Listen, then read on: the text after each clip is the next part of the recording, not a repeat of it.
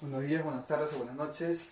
De acuerdo a lo programado el día de hoy, vamos a conocer un poquito acerca de la cuarta etapa de la República Aristocrática. ¿Ok?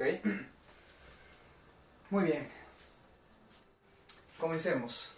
¿Qué ocurría antes de que llegara al poder Óscar R. Benavides? Recuerden, la clase pasada, ¿ya? Nos quedamos en el punto donde Billinghurst, ¿ya? Va a ser de cierta forma derrocado. Le van a dar un golpe de estado, ¿ya? Y el control del Perú ahora va a pasar a manos de una junta de gobierno. Esta junta de gobierno va a estar comandada por el coronel Óscar R. Benavides, que más adelante le elevarían el cargo a general del ejército. ¿Ok? Billinghurst, presidente populista del Perú, recibe un golpe de estado. ¿Quién encabeza ese golpe de estado? Óscar R. Benavides, un militar, un coronel. ¿Está bien? Pero Óscar R. Benavides no llega al poder como un presidente legítimo, como un presidente elegido democráticamente mediante las elecciones. No. Óscar R. Benavides llega al poder gracias a un golpe de estado. Por lo tanto, él va a ser presidente del Perú, pero va a ser un presidente provisional. ¿Qué significa presidente provisional? Va a ser presidente por un corto periodo de tiempo, hasta que se den las elecciones por medio del voto y sea democrático, y se elija un presidente por medio de las votaciones. Por lo tanto, Óscar R. Benavides fue un presidente momentáneo, hasta que consiguieran el candidato, hasta que se dé por medio del voto. ¿Está bien? En este año de gobierno, a pesar que fue muy corto, hubieron algunos incidentes, algunos aspectos positivos y negativos en su gobierno. En ese año que gobernó Óscar R. Benavides como presidente provisional del Perú. Vamos a observar, por ejemplo, en la parte política, el objetivo de Óscar R. Benavides era convocar elecciones, porque por ese motivo fue elegido presidente provisional del Perú, para convocar a nuevas elecciones. Por lo tanto, solo un año va a gobernar. Obras y hechos. A ver, aquí vamos a analizar un poquito. En el gobierno muy corto de Óscar R. Benavides hubo el famoso problema de la Brea y Pariñas. Me preguntarán, profesor, ¿y qué cosa es la Brea y Pariñas? La Brea y Pariñas son asentamientos, ¿ok? Petroleros. Asentamientos petroleros. ¿Dónde se encuentra el petróleo? En el subsuelo. Son asentamientos de petróleo. Brea y Pariñas. ¿Qué pasa? Resulta que nosotros, el Perú actual y el Perú de hace 80, 100 años atrás, era un Perú que se dedica a la venta de materia prima, igual que hoy. Hoy en día no ha cambiado casi nada. Somos países que exportamos materias primas. ¿Qué pasó en el gobierno de Óscar R. Benavides con el petróleo? El problema de la Brea y Pariñas se originó porque se había establecido un precio que se tenía que pagar mensual. Era como una especie de impuesto. Por extraer petróleo, tú tienes que pagar cierta cantidad de dinero por extraer petróleo. ¿Ya? Resulta que un juez de Paita, o sea, de Piura, un juez de Paita, según la cotización que hizo, para este juez solo había una pertenencia. Profesor, ¿qué cosa es una pertenencia? Una pertenencia es el nombre que se le va a dar a una extensión de territorio. Para el juez de Paita solo había una pertenencia, y una pertenencia equivale a 40.000 metros cuadrados. O sea, 40.000 metros cuadrados, ¿ya? 40.000 metros cuadrados. En esos 40.000 metros cuadrados había petróleo, según este juez de Paita, ¿ya? Por lo tanto, cada pertenencia, ¿ok? Se pagaba al mes 30 soles de oro. Al mes se pagaba 30 soles de oro. Y en un año aproximadamente 300 soles de oro. Un año de 10 meses, ¿ok? Aproximadamente la empresa London Pacific, ¿ya? esta empresa inglesa que extraía petróleo de nuestro país, al año pagaba 300 soles de oro. Al año.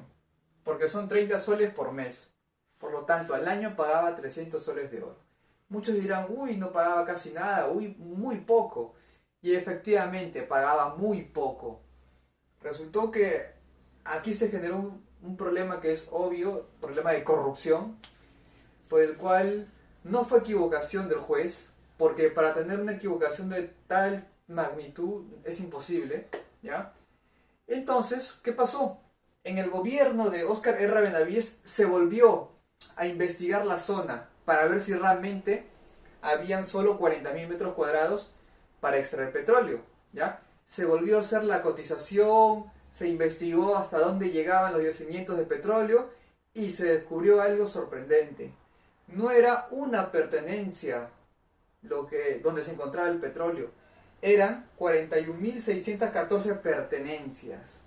O sea, la cantidad de petróleo, la cantidad abismal de espacio donde vas a extraer petróleo era una cantidad inimaginable. Una pertenencia a 41.614 es una cantidad radical. 41.000 veces más de lo que había.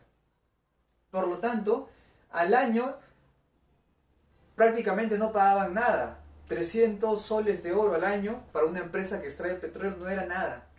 Al final tuvo que pagar más de 1.000.000 de soles de oro al año.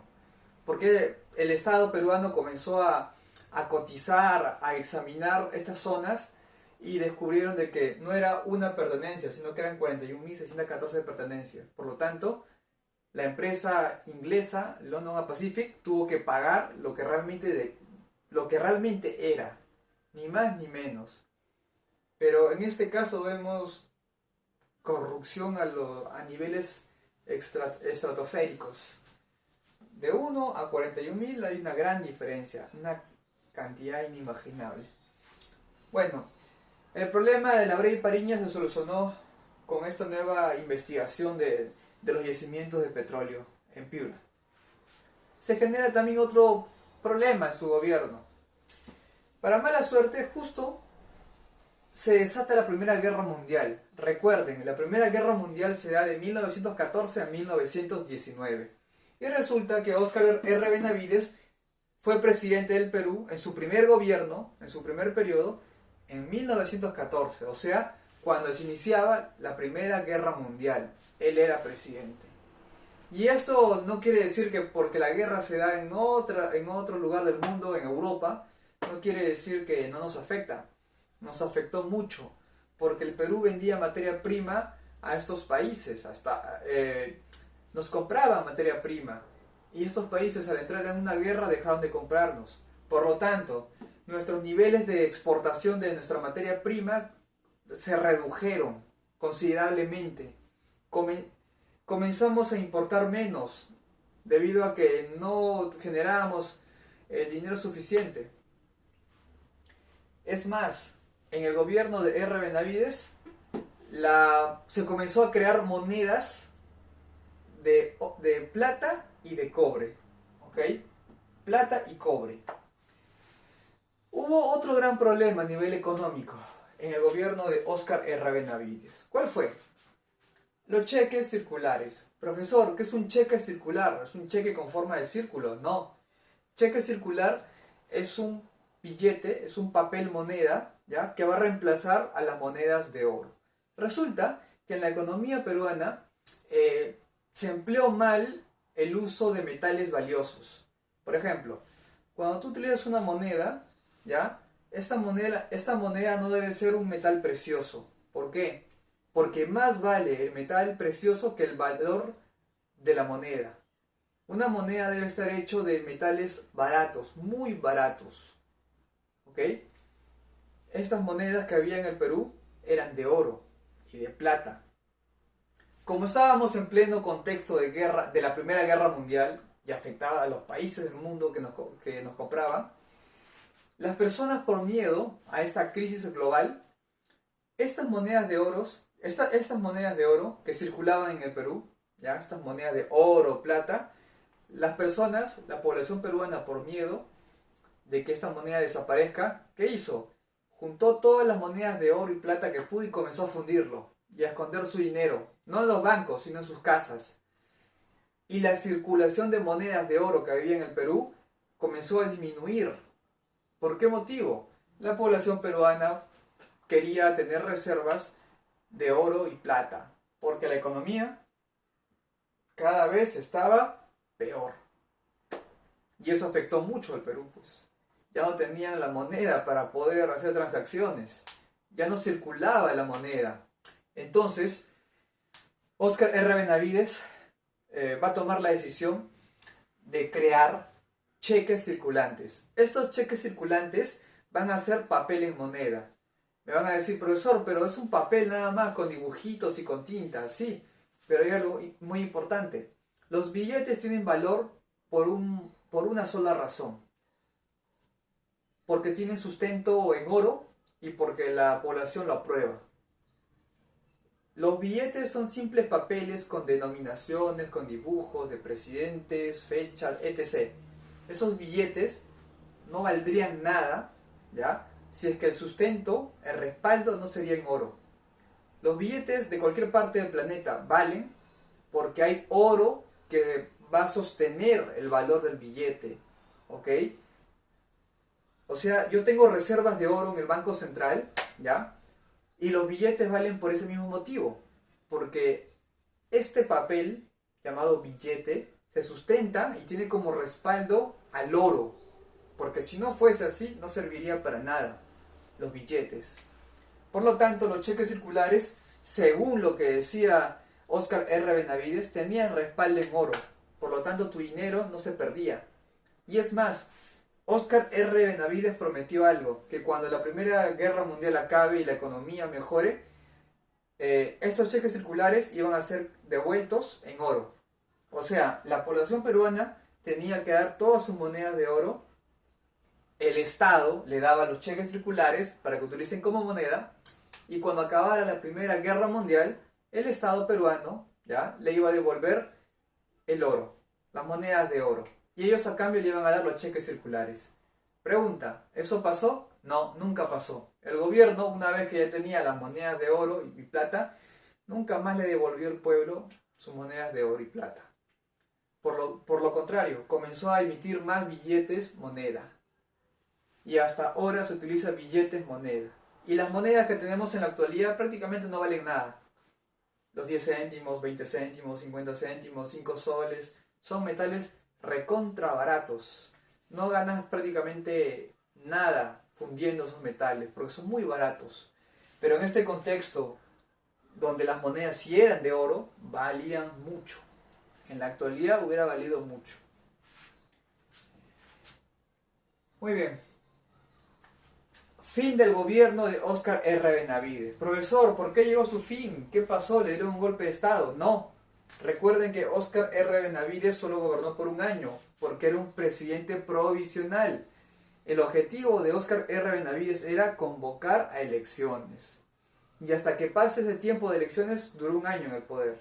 Y luego convoca a elecciones. Pero esta convocación a elecciones fue algo positivo, porque Óscar R. Benavides llamó a todos los partidos políticos para de una forma hacer democrática las elecciones, que era lo que se esperaba, ¿ya? ¿A quiénes van a llamar? ¿A qué partidos peruanos?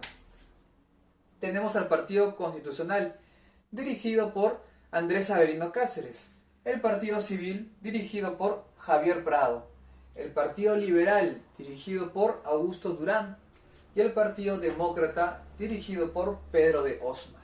Cada uno tenía su candidato, pero había dos candidatos, como se dice, fuertes, ¿ya? Pero como ya era costumbre, el Partido Civil estaba en el poder, gozaba de cierto apoyo de las clases altas, sobre todo de la oligarquía peruana, ¿ya? Sale como vencedor José Pardo Barreda. Exactamente, este presidente ya lo hemos visto anteriormente, tuvo un primer gobierno, claro. José Pardo Barreda es miembro del Partido Civilista y resulta que Andrés Avelino Cáceres, en esta reunión, en esta comisión para elegir nuevo presidente, él fue presidente ahí. Y resulta como vencedor José Pardo Ibarreda. ¿Está bien? O sea, del Partido Civilista. Aspecto político de su gobierno, del gobierno de José Pardo Ibarreda. Va a respetar las instituciones. No va a ser un presidente dictador, autoritario, que no respeta a los poderes del Estado, no. Este presidente se caracteriza por respetar la constitucionalidad, respetar los organismos públicos, por respetar la democracia. ¿Okay? Su gobierno va a estar envuelto en diversos aspectos, negativos, positivos. Vamos a ver qué ocurrió en el gobierno de José Pardo Ibarreda, en su segundo gobierno, Obras y hechos. A ver, el 11 de noviembre de 1915, José Pardo Ibarreda oficializa la libertad de culto o credo. Profesor, ¿qué significa eso? Quiere decir que en este año, José Pardo Ibarreda va a declarar que la Iglesia Católica, que la religión católica en el Perú, ya no es la religión oficial. Ahora, cualquier religión puedes elegir. Hay libertad de culto, libertad de credo. Puedes ser musulmán, ortodoxo, cristiano, lo que tú quieras. ¿Ya? La religión católica ya no es la religión oficial. Que existe una mayoría que sea católica es distinto, pero ya no es una religión oficial.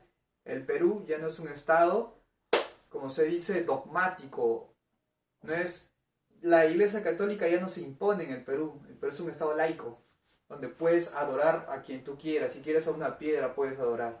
Es un estado laico, un estado donde hay libertad de culto. Eso fue lo que hizo José Pardo Ibarreda.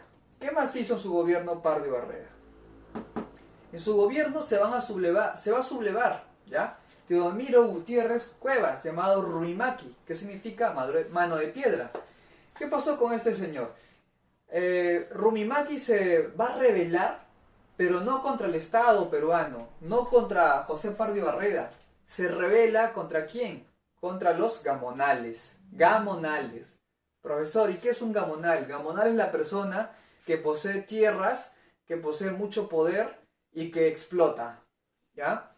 ¿Qué pasaba con los gamonales en la región andina? Eran abusivos, explotaban. Es más, ni le pagaban lo que le correspondía al campesino. Abusaban de él. ¿Ya? Por eso Ruimaki se subleva y se enfrenta a los gamonales. Reclama. Y el Estado peruano, en vez de investigar esto, lo acusa de traidor a la patria por sublevarse, no contra el Estado peruano, sino contra los gamonales.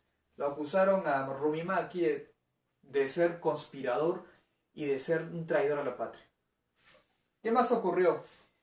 En lo que es reglamentación del trabajo indígena, Pardo Ibarreda sabía la condición del campesino, del indígena, de explotación, todo esto.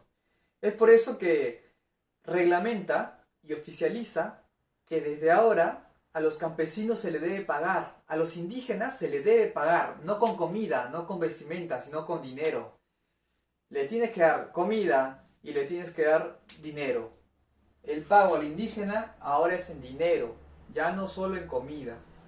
Y esto ayudó mucho al indígena, porque ahora sí tenía una fuente de dinero. Poco, pero igual le pagaban. Antes no se le pagaba, simplemente se le daba comida, una casa y vestimenta y listo. Eran súper explotados. Se generó un incidente con el Lorton. El Lorton es una embarcación peruana, ¿ya? Que había partido del puerto del Callao y estaba más o menos a la altura de España, en el mar Cantábrico, que vendría a ser cercano a España, ¿ya? Estaba por el mar Cantábrico esta embarcación peruana llamada Lorton, y según lo que se menciona, un submarino alemán lanzó un torpedo y hundió a esta embarcación peruana y murieron las personas que estaban en esta embarcación peruana. El presidente José Pardo Ibarreda se enteró de este hecho y condenó al gobierno de Alemania por este acto inhumano y rompió todas las relaciones diplomáticas con el gobierno de Alemania. De ciertas palabras, en ciertas palabras, ya no tuvo ningún tipo de trato con el gobierno alemán. Y de cierta forma se apoyó a los países que formaban parte de la Primera Guerra Mundial y eran enemigos de Alemania.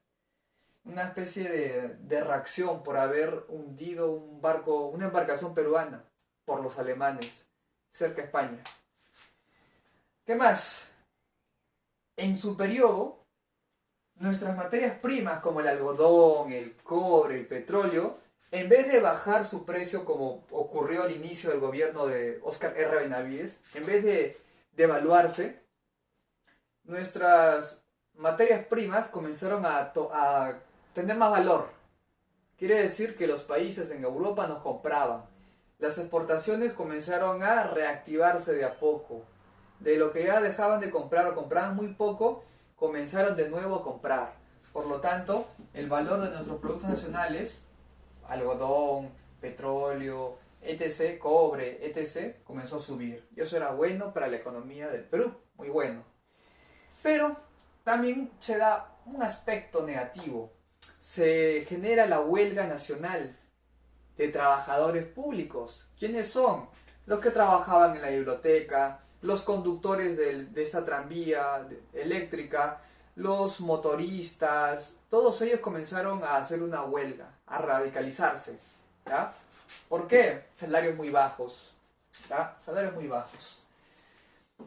José Pardo y Barreda va a reglamentar que ahora las mujeres pueden trabajar, ¿ya? Pero van a trabajar y van a estar amparadas. Va a haber una ley que las va a proteger, que no va a permitir que su empleador abuse de ellas, que las explote, ¿ya? Esto se hizo con el fin de proteger a las mujeres y a los menores de edad en el trabajo. ¿Qué más? Los domingos también se trabajaban, de lunes a domingo. Pero en el gobierno de Pardo y Barreda, los días domingos, los días que son fechas cívicas y los días que se va a votar, que se va a elecciones, no se van a trabajar. Solo estas fechas van a ser, como se dice, feriado, días no laborables. ¿Ya? El domingo quedaría, como se dice, un hito para que no se trabaje. Domingo prohibido trabajar.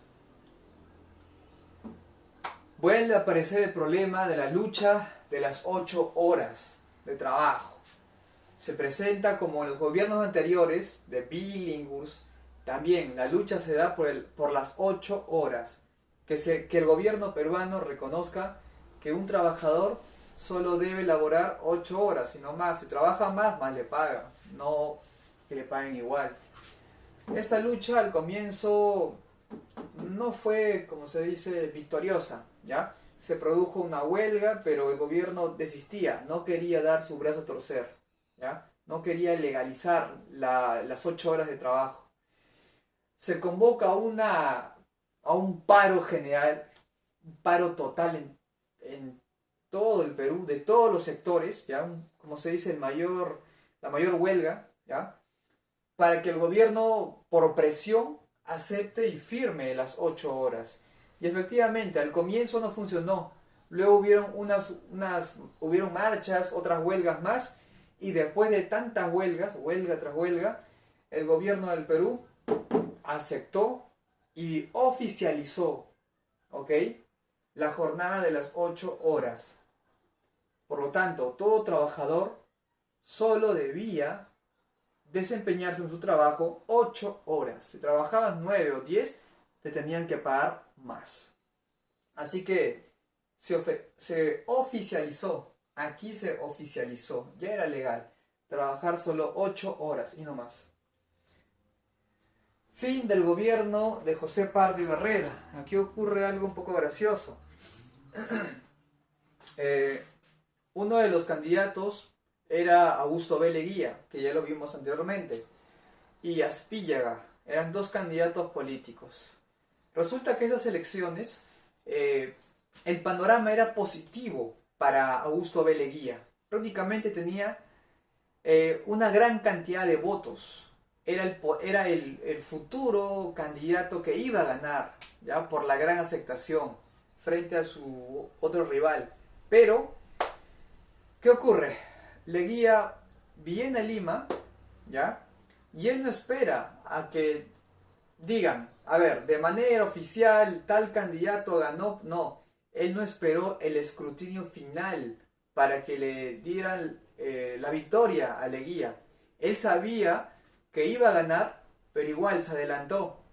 Llegó a Lima y le dio un golpe de estado al presidente José Pardo Barreda, que ya estaba de salida ya. Prácticamente ya había acabado su gobierno. Pero para que sea legal se tiene que hacer el escrutinio total. Y resulta que aquí recién estaban por hacer el escrutinio total. Llega en ese momento Leguía y le da un golpe de estado. Así sea por una hora, igual, un golpe de estado. Y simplemente se quedó en el poder. Aunque la victoria era para B. Leguía, se adelantó. ¿Ya? Pero B. Leguía tuvo que hacer una campaña. Una campaña no para el sector oligárquico, no para el sector rico del Perú, sino una campaña para la clase media y la clase popular. Es de esta forma donde lanza sus promesas de campaña, que iba a tratar de recuperar Arica, que iba a hacer más construcciones, puentes, entre otros. La idea es que su mensaje, su campaña, ¿ya? Sus promesas de campaña llegaron al pueblo y por eso lo eligieron. Era, se puede decir, un presidente más o menos populista, algo así como Billinghurst. ¿Ok? Muy bien, eso sería todo. Nos vemos. Chao.